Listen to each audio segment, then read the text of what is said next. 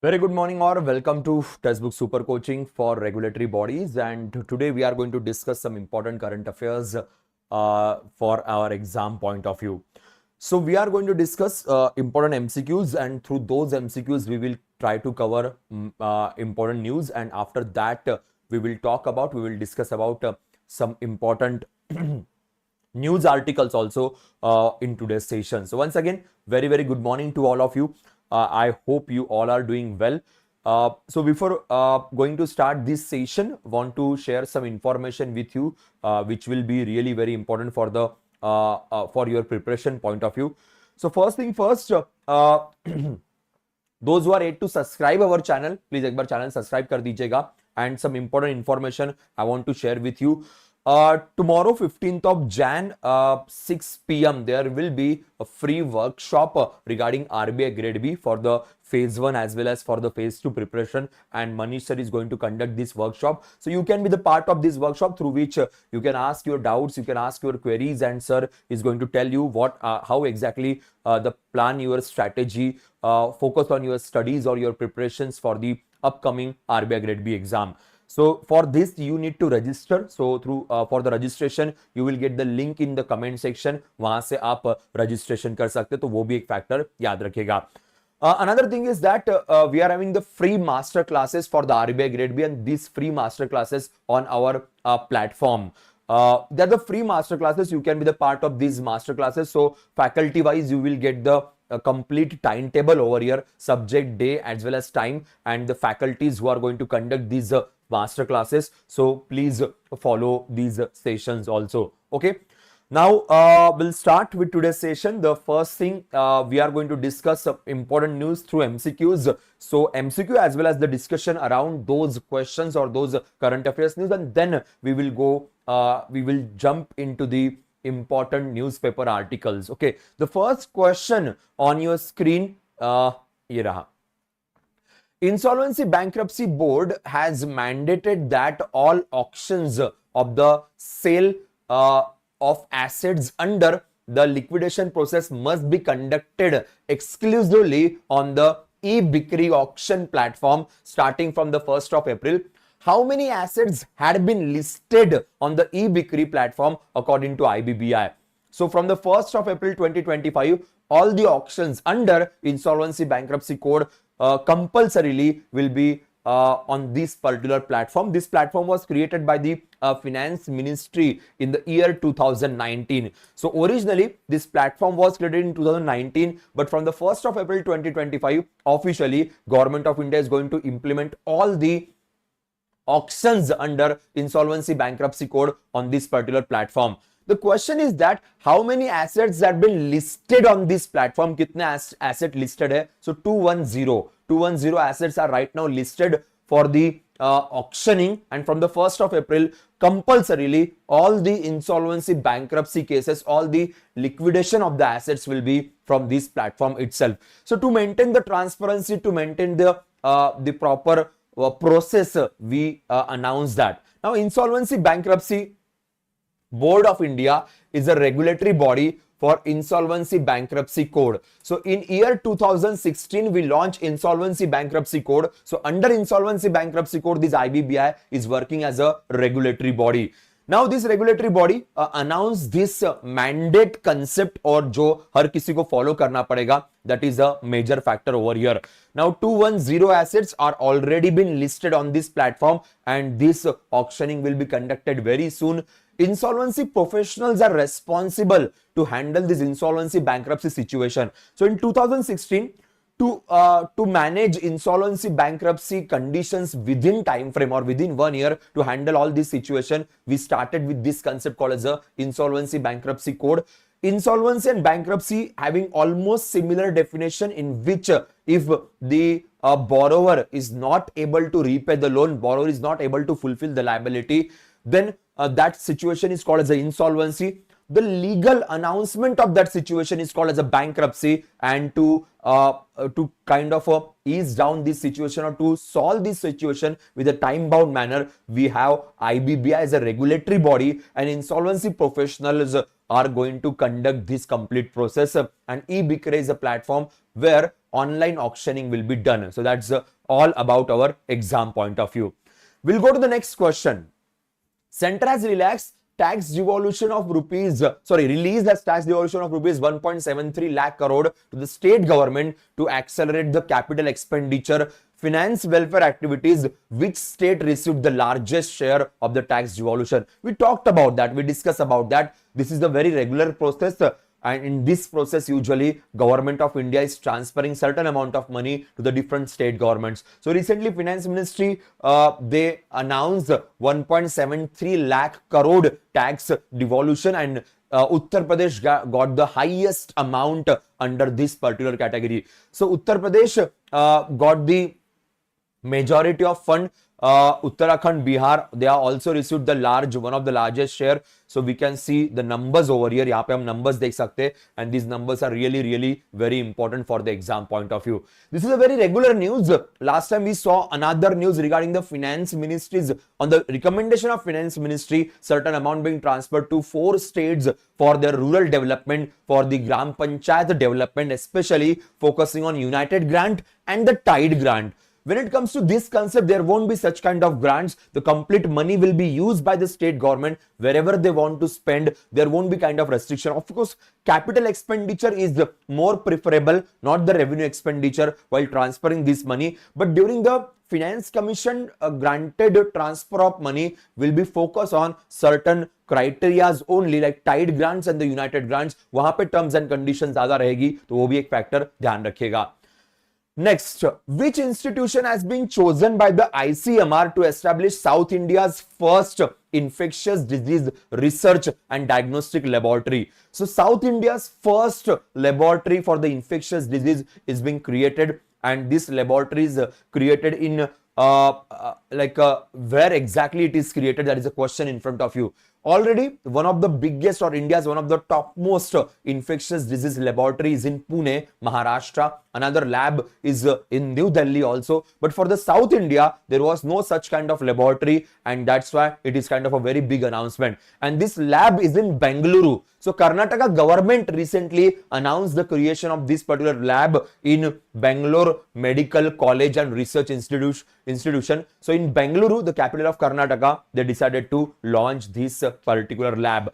Yes, of course, such kind of questions are important for the phase 1, no doubt about that. And this is the first lab of South India, so they can ask the question over here. There are so many infectious diseases always in news recently due to China. There was another virus was in news. So to make a research to get the proper data, proper understanding so that we can diagnose the disease, we should have such kind of labs. And this is the first lab of South India.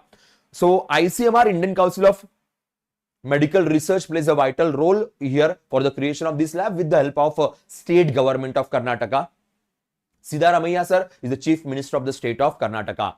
Next question. Union Minister of Commerce Industry Piyush Goyal sir has unveiled Bharat Clean Tech manufacturing platform in New Delhi. Which sectors does the Bharat Clean Tech manufacturing platform focus on enhancing? Bharat Clean Tech. This is the concept which is very important. Clean tech is a really crucial concept these days. A kind of a sunrise sector, I can say, kind of a sunrise industries, I can say. Such kind of sectors, such kind of industries are getting demand for the first time, or getting huge demand all over the world. And we want to create, or we want to magnify such sectors or such industries in our country so that we can also handle the export around this. So clean tech basically is focusing on the solar, wind, hydrogen and battery storage. So clean tech means such kind of industries related to the pollution control, such kind of industry related to the environmental proliferation or sustainability. So such kind of industries, such kind of businesses called as a clean tech businesses, like agri-tech, fintech. So we have the clean tech concept, and the clean tech industries are supported by Government of India under PLI, Production Link Incentive Scheme. So we already have the PLI for such sectors also. And clean tech manufacturing means like solar panels we are going to manufacture in the country, or whatever the things, or whatever the infrastructure we required for the development of these fields or these industries comes under the clean tech manufacturing platform recently launched by the Commerce Minister in New Delhi. So that's the news for us. We'll go to the next part, the next question. How much investment will be made to boost the infrastructure along national waterways in the next 5 years? We have Inland Waterway Ministry, Port, Shipping and Inland Waterway Ministry. Sarbanand Sonowal sir is the Inland Waterway Minister. So recently his ministry announced one concept, and that concept is focusing on that how much crore we are going to spend in the next 5 years so that we are going to boost the infrastructure for the national waterway, and that's the question in front of us. So what is the answer for this? Yes, answer is 50,000 crore. 50,000 crore government of India is going to spend for this. So Inland Waterway Development Council, okay, their meeting was in Kohora in Kaziranga. So in that meeting they have decided. Inland Waterway Authority of course comes under the Ministry of Port, Shipping and Inland Waterway. Sarbanand Sonowal sahab was present in this meeting and they decided such kind of concept.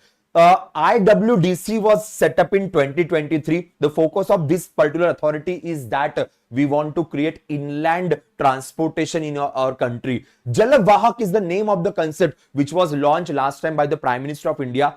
Under Jalvahak, our major focus is that cargo transportation through rivers, cargo transportation through canals should be promoted in our country, and that is a major focus. So Jalvahak is the initiative. Remember that for the exam point of view, and under which ministry we have already discussed this concept.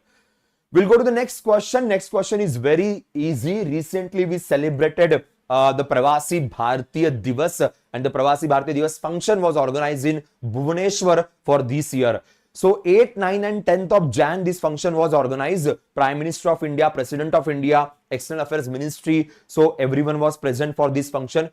This function is organized every 2 years, organized by the External Affairs Ministry. Since 2003, we started celebrating Pravasi Bharatiya Divas in the memory of Mahatma Gandhi. First time he entered first time he came to India from South Africa on 9th of Jan 1915, and that's why we celebrate this day.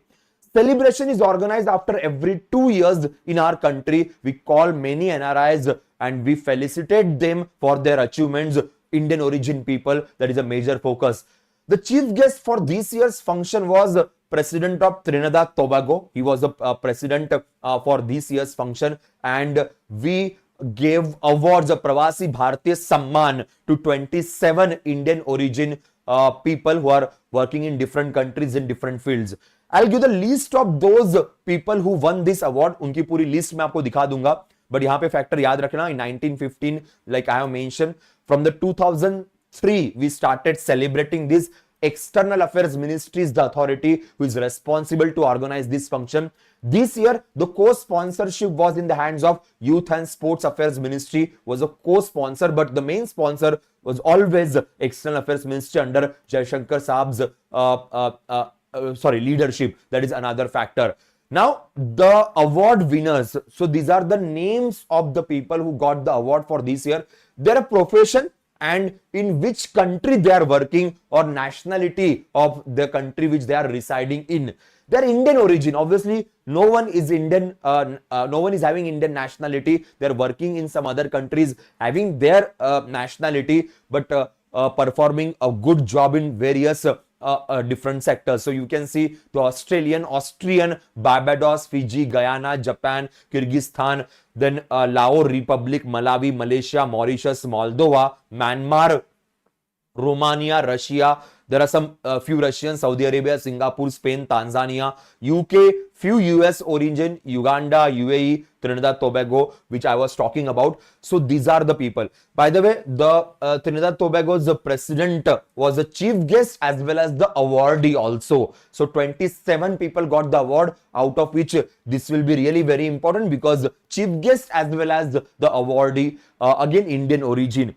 So yes, you need not to remember all 27 names. Absolutely not. There is no need to remember all 27 names. Numbers will be more than sufficient. The name of this person is crucial because chief guest and बाकी static information तो हमने discuss कर ही ली है. We'll go to the next question. Prime Minister Narendra Modi will attend the Artificial Intelligence Action Summit in France in the month of Feb. Which of the following is not a key theme of the AI Action Summit? AI Action Summit will be in Paris this year, and Prime Minister of India is going to visit that. Not only this summit, but also we will be having some defense oriented agreement with the French president. This meeting of the Prime Minister of India is more focusing on the defense related agreements. AI Summit is just a reason to go to this particular country, but the major agreements will be regarding the defense, which we will see after signing the agreement. We'll talk about that, but right now the question can be asked on the AI Summit. So which is not the key theme. Climate change is not the key theme. Rest of the factors are there. So public interest in AI, future of work, trust in AI, global AI governance. They are not going to discuss the climate change. For climate change, we have the conference of parties. We have the UNFCCC or the types of conferences. This year's 2025 conference will be in Belém, Brazil, where we are going to talk about the climate change. Here, the complete focus will be on the AI development and the AI future. So for that purpose, Prime Minister is going to France in the month of Feb 10th and 11th. We'll go to the next question. Software major Infosys has signed MOU with the Andhra Pradesh government to provide technical support for the country's first skill census program of the state. Under this, Infosys will provide digital platform powered by generative AI for pre-validation of skill candidates as a part of skill census initiative without any financial involvement. Which age group will be covered under skill pre-validation by Infosys in Andhra Pradesh? So we can say the first skill-based census will be conducted in Andhra Pradesh by the Andhra Pradesh government with the help of Infosys. Is really very important, because we should have the data that what is the situation of the skill education, especially focusing on the new technology. So yes, many questions will be asked around this. The question is, which age group government of Andhra Pradesh is focusing on? Which age group will be their priority for this concept? Answer of this question is 15 to 59 years. That will be the age group will be focused by the Andhra Pradesh government, because this is a working age group basically. So working age group will be the priority of Andhra government, and with the Infosys they are going to collect this data, and such kind of census should be there in every state of our country, so that we can upskill, we can reskill the population with a focused manner. Otherwise, we are just going to spend the money, we are going to waste the money, and we are not going to get the result which we can see. We have so many agreements, so many yojanas, so many different initiatives for skill education. Still, whatever the result we want, we are not getting that result, and that's why the census, skill census will definitely going to play the part, and Infosys is going to conduct for the state of Andhra Pradesh. That is the news here. Andhra Pradesh, new capital is Amravati. Chandrababu Naidu is the new chief minister. Abdul Nazir Sahab is the governor of the state of Andhra Pradesh. Which country will host 28th Conference of Speakers and Presiding Officers of the Parliament in 2016? Commonwealth countries. Basically, this conference is for the Commonwealth countries, and Commonwealth countries means on those countries the Britishers ruled for many years, or Britishers had their colonies in these countries. Those countries are called as Commonwealth countries. The question is, Commonwealth countries are coming together for one conference, and the conference will be regarding speakers and presiding officers of the parliament. In India, of course, the presiding officer of the parliament is Lok Sabha Speaker Om Birla Sahab, and he announced that in 2026 the conference will be in India. So Om Birla Sahab is going to represent or is going to lead this conference. Remember one thing, whenever it comes to the parliament, always the Lok Sabha Speaker will be the leader of any kind of global conference when it comes to the parliament from India's side. So Om Birla Sahab is going to represent our country in this conference. By the way, India already organized such kind of conference thrice earlier. 70-71 was the first conference which we have organized, the 1986 and 2010. So 3 times we have already conducted this conference. Now this is the 4th time that India is going to be the president or the organizer of this conference. Nicolas Maduro was recently sworn in as the president of which country? I will say appointment or the re-election is happened in this or of this person, as called as a Nicolas Maduro, one of the very famous president. This country is having some issues under his leadership with USA or some European countries. The name of the country is Venezuela. So once again, Venezuela got the same president, but like from the 2018, basically from the 2018, he was getting re-elected repetitively, and there are some issues with the country. But anyways, that is not our concern right now. Some people of this country are fighting for the democracy, fighting to remove him as a president, and it happens in many countries, but that is not right now the discussion. Venezuela is having a very good resources, especially when it comes to natural gas and the petroleum products. Huge resources, but they are not getting the proper buyers because of the political scenario. India is one of the purchaser. India is one of the importer of Venezuelan oil, but we reduce in significant quantity in last few years when we shifted our focus on Russia. So we are purchasing major oil sources from the Russia than the Venezuela. So capital is Caracas, Venezuelan Bolivar is the currency, and rest of the things we all know about. Who has been named as the best javelin thrower 2024 by American magazine Track and Field News? Track and Field News is the one of the topmost magazine or one of the topmost publication house when it comes to athletics. Athletics की अगर बात करें तो सबसे famous ये magazine है, American magazine है, and according to this magazine, the best javelin thrower of 2024 is none other than Olympic silver medalist. That is Neeraj Chopra. Last time he won the gold medal, this time he won the silver medal. So he is the best javelin according to this magazine. Although he was not able to got the gold medal, but still the best javelin of the year, best javelin player of the year is the tag he got from the Track and Field News. So very important. We'll go to the next. Varun Aaron, who was in news recently, is related to which sports? Varun Aaron recently announced his retirement.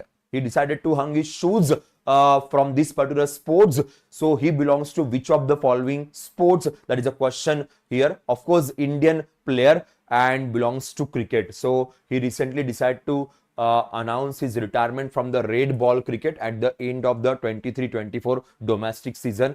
He usually used to play for the Jharkhand for the domestic cricket. So Vijay Hazare Trophy is going on right now. Vijay Hazare Trophy is a domestic trophy for one-day matches, one-day games, and when Jharkhand not able to qualify for the semi-finals, he decided to hang his shoes. So again, very important for the exam point of view.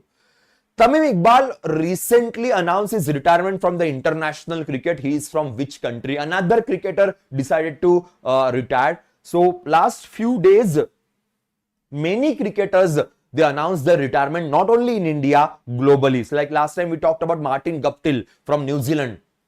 He announced his retirement, and now another famous player from Bangladesh, Tamim Iqbal, the opening batter, announced his retirement from the international cricket. That's the news for us.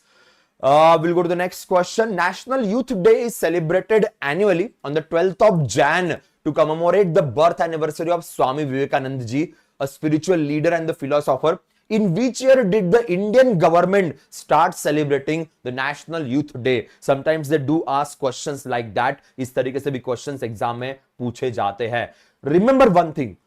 When we are preparing for the general awareness, especially current affairs for the phase 1, we need to cover all types of things. We need to at least solve all types of questions. Some questions from the sports, some questions from the important days, some questions from the state news. So we can't negate such kind of news. Many of the times RBI Grade B students are trying to avoid such questions, and that's why in phase 1, they are not able to score properly in the current affairs part. Remember one thing.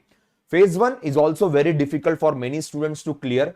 Might be you are able to clear the sectional cutoff, but our major focus is overall cutoff, and GA is the important subject to score higher. side, because QA and reasoning, they are literally creating problem for many students. So GA will be the very good source of marks for you, so that you can easily clear the overall cutoff. So we need to solve such kind of questions also. In 1984, Government of India decided to celebrate the National Youth Day. So we started celebrating National Youth Day from the 1984 to commemorate the birth anniversary of Swami Vivekananda ji. The theme for this year is this: Youth for Sustainable Future, Shaping the Nation with Resilience and Responsibility. ये इस बार का theme रखा गया इस particular day का. Chalo, now we'll go to the some newspaper articles. Like I have mentioned already that my major focus for these sessions will be on the MCQs, because other faculties are also covering some data regarding the current affairs. So I will not interfere into their topics. So we will majorly focus on the MCQs and some important newspaper articles. So one of the very important newspaper article for the day is regarding the retail inflation. Retail inflation we calculate with the help of CPI, Consumer Price Index. For wholesale inflation, we have the concept called as a WPI. Ministry of Statistics and Program Implementation is responsible to give this data on monthly basis, called as a Consumer Price Index. And Consumer Price Index consists of the data of goods as well as the services. So every month we are getting this data. So if we'll see for the month of December, we are very happy that it is 4-month low, 4.2%. So the data is very encouraging, because inflation is right now kind of under control, but not even completely under control, I will say. But 5.2% is a encouraging data. We saw almost inflation up to 10%. Food inflation was cross near about 11%. It crossed literally up to 12% was the food inflation. But right now things are getting much better. If the things are getting better and going towards 4%, because the target of CPI inflation for the country is 4% plus minus 2% is the target we are having. 2 से 6% के बीच में inflation होना चाहिए. That is the target set by Ministry of Statistics Program Implementation. The Monetary Policy Committee as well as the Finance Ministry, everyone is working for the same thing, and this recommendation is given by Urjit Patel Committee. So that is a major focus for us. So ये थोड़ा factor ध्यान में रखिएगा. Now we'll just go through this data properly. First of all, Consumer Price Index, there are different types of CPIs basically. The CPI which we are focusing right now is CPI combined. CPI combined consists of rural as well as urban. This data will be given by Ministry of Statistics Program Implementation. If there is a CPI industrial worker, CPI agriculture labor, then this data will be given by Ministry of Labor and Employment. So that will be the different data. That data will be responsible to decide the salaries and the wages for the different workers in industrial side as well as in the agriculture side. But this CPI combined is majorly focusing on the headline inflation of our country. So that's why question can be asked. Every month, on the 12th of every month, Government of India is presenting this data. If the 12th is a holiday, then government will present this on 13th. So this month, 12th was a Sunday, and that's why it was presented on the 13th of this month. This date is not that important. I am just telling you this date kind of criteria for your future reference whenever you are going to have the self-study. So remember that factor. Now 5.22% is the provisional data which we got. Rural inflation is 5.76, which is higher, whereas urban inflation is lower. Yes, surprisingly, urban inflation is lower and rural inflation is still higher. When it comes to food inflation data, 8.39, still it is higher. We want to reduce this also. It should be less than 6%. Then the comfort zone will be there for us. But anyways, the food inflation is 8.36. It was earlier 12%. Now rural is 8.65. Urban is 7.90. And that is the data we have right now given by Ministry of Statistics and Program Implementation. That will be enough for the exam point of view. Every month the data is going to come and we need to keep watch on the numbers given by these Ministry of Statistics Program Implementation, especially focusing on CPI, because these numbers are responsible for the monetary policy. Monetary Policy Committee is going to decide the repo rates or the reverse repo rates depending on this data. So of course we need to keep watch on the CPI numbers every month. Now net direct tax mop up rises 16% to 16.9 trillion until Jan 12. Government of India is having focus regarding the tax collection, especially direct tax collection, that is income tax and the corporate tax. The expectation of Government of India is 38.4 trillion rupees is the expectation of Government of India, that much money we should get in this financial year through direct tax. That is the expectation of Government of India. Dhyan rakhiyega.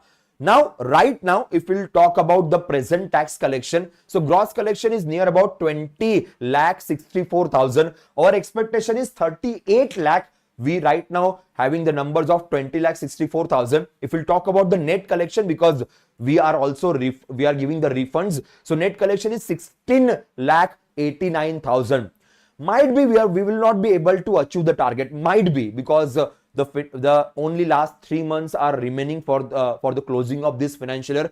Might be we will not be able to achieve this target, but still numbers are bit encouraging. Almost we will reach up to the target level.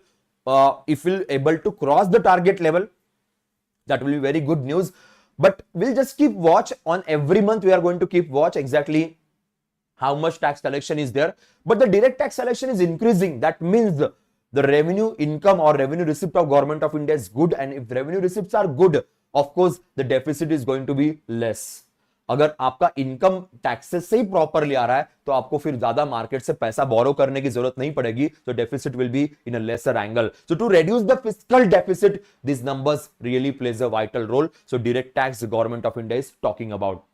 This is another very simple news regarding government scheme. We have Pradhan Mantri Jan Arogya Yojana under Ayushman Bharat. Under Pradhan Mantri Jan Arogya Yojana, we are giving the health insurance of 5 lakh per family to BPL families for secondary and tertiary healthcare. In 2018, Government of India launched Ayushman Bharat Jan Arogya Yojana. Ayushman Bharat consists of 2 components. One component is about the wellness center. Another component is focusing on another component is focusing mostly on the health insurance, and it is world's biggest health insurance policy run by the government. It is only for the BPL families as per socio-economic caste census 2011. So beneficiaries are decided depending on this caste census 2011, because after that we are not able to conduct any kind of census. So still beneficiaries are depending on this. 5 lakh per family for BPL families. Secondary and tertiary healthcare facilities will be provided. If someone is above 70 years, then irrespective of socio-economic criteria, irrespective of the income scenario, every old age person 70 years and above is going to get the benefit under this Ayushman Bharat Jan Arogya Yojana, which was announced by Government of India just few months back. Now, in India, all the states were not implementing Ayushman Bharat. Still, all the states are not implementing. The reason is that according to Indian Constitution, health is a state subject. Health is a state subject, education is a state subject, agriculture is a state subject. If something is a state subject, then state will be responsible for implementing the policy. Since 2018, Delhi, West Bengal and Odisha, these 3 states were not kind of willing to implement this policy. Finally, Odisha decided to implement this policy because there is a change in the government. So new government decided to implement the Ayushman Bharat in their state. So yesterday, our Health and Family Welfare Minister JP Nadda sir announced this, that finally Odisha is implementing Ayushman Bharat Jan Arogya Yojana. Still 2 states are remaining. One is Delhi, semi-state, or I will say state and UT, and another is West Bengal. These 2 states are yet to announce their implementation of Ayushman Bharat. This is nothing wrong, because state have all the rights which policy they should implement and which policy they should not implement. That is in their hand. That's why government cannot force them. That is a condition. So remember this. They can ask the question again. Constitution gives power to the state government for such kind of decisions. The next news is a very simple news, that PM inaugurates 2.7 thousand crore one new tunnel in Jammu and Kashmir called as a Z-More tunnel. Z-More tunnel is basically decided by Government of India in between Srinagar to Kargil. This is a proper stretch in the, on that particular stretch. The two tunnels we are creating, a big two tunnels we are creating. One tunnel which is inaugurated yesterday by the Prime Minister of India. This tunnel connecting Kangan to Sonamarg इन दो areas को connect कर रहा है. 6.5 kilometre का ये tunnel है. So all weather road will be there. Another tunnel which we are creating will be 14.15 kilometre tunnel which is going to will be very important for the covering Zojila Pass. Zojila Pass is one of the difficult area to cover, especially during the winter season. ये normally रास्ता बंद ही हो जाता है. तो to handle that situation, we are going to create one of the biggest tunnel on such a huge altitude or such a high altitude. 14.15 kilometer tunnel will be created, is under construction right now, will be inaugurated soon, and that is another factor for the exam point of view. This news will be important in future. India-Mongolia recently signed one agreement for the geology and the exploration. Mongolia having huge resource of copper and the coking coal, as well as we are expecting some resources of the critical minerals, rare earth minerals, and that's why we signed this agreement with the Mongolia. India, of course, required more and more minerals for better manufacturing, and Mongolia can be the very good source of these minerals. So we signed this agreement. Mongolia's strategic presence is again very important because it's a landlocked country between Russia and China, and India having very good relation. Ulaanbaatar is the capital, then Tugrik is the currency of this country, and this is the defense exercise we usually conduct with the Mongolia, called as a nomadic elephant. Country strategically is really very crucial, and India already having very good relation. So this new agreement regarding geology and the exploration will help Indian industries to grow much better ways. That's the agreement we signed. The last and the most important news of the day, renewable energy. Development of the renewable energy numbers are released by the Renewable Energy Ministry. Prahlad Joshi sir released these numbers, and the numbers are saying that renewable energy capacity of our country increased by 15.84% year on year. So we'll compare with the last year, renewable energy capacity increased in our country. Our target is that by 2030, we need to establish 500 gigawatt electricity capacity. 500 gigawatt is a target by 2030, and right now the total installed capacity of our country is 20944. So December 2024 तक का ये data है. If we'll talk about the December 2024, now we have this much capacity. Our target is 500 gigawatt. We'll be definitely able to achieve this target before the 2030, definitely the way, the speed which we are having right now. So it's a good news. If we'll talk about total capacity, out of which solar is having the 97.86, then wind is having 48.16, then bioenergy is having 10.84, and small hydropower 5.10. They are the major other resources. So this is the increase of capacity when it comes to renewable energy. So question can be asked in the exam. So that's all from my side for the day. That's important news we wanted to cover. Okay, so that is the case over here. Fine. Rural CPI is more than the urban. The reason is very simple. If the supply is not proper, if the resources are not properly available, then there will be inflation. Inflation logic is very straightforward and very simple. Remember one thing, it's all depending on demand and supply. Okay, demand is of course not there that much in the rural area, but supply constraints are there. Huge supply constraint. We normally think that rural area है, महंगाई कितनी ही रहेगी, demand तो होती नहीं है, but supply is another factor, and supply constraints are actually there in the rural area. Many logistical, many transportational policies are focusing on the major cities.